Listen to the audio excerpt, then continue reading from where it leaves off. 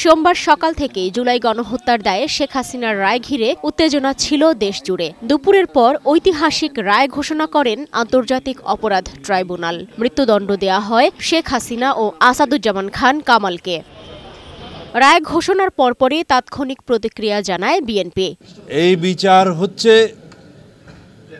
অপরাধের তুলনায় যথেষ্ট নয়, কিন্তু এটা শুধু ন্যায় বিচার প্রতিষ্ঠা না, সামনের দিনের জন্য একটা উদাহরণ, এবং ভবিষ্যতে যাতে এই রাষ্ট্রে কেউ আর ফেসিবাদী শাসন ব্যবস্থা কায়েম না করতে পারে, কেউ নিজে ফেসিস্ট না হয়ে উঠতে পারে, এবং একনায়কতন্ত্র যাতে প্রতিষ্ঠা না হয় তার একটি মেসাল।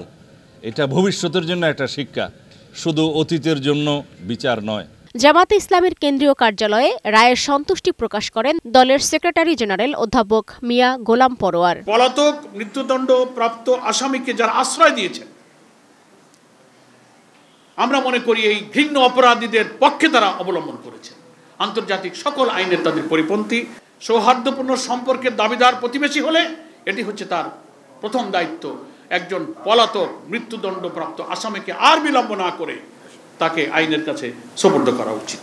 এদিকে 1 মাসের মধ্যে হাসিনার রায় কার্যকরের দাবি জানিয়েছে জাতীয় নাগরিক পার্টি এনসিপি। দলের আহ্বায়ক নাহিদ ইসলাম বলেন, নির্বাচনের পরেও যেন সুষ্ঠু বিচার চলমান থাকে।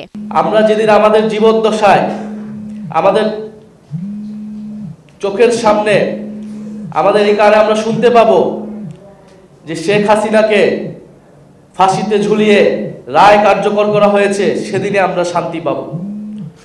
সেদিনই জুলাই বিপ্লবের শহীদদের আত্মা শান্তি পাবে। মানবতা বিরোধী অপরাধে অভিযোগ করে দল হিসেবে আওয়ামী লীগের বিচার করতে আন্তর্জাতিক অপরাধ ট্রাইব্যুনালের প্রতি আহ্বান জানান এই নেতা। সালমা জাহান মুক্তা, বৈশাখী সংবাদ, ঢাকা।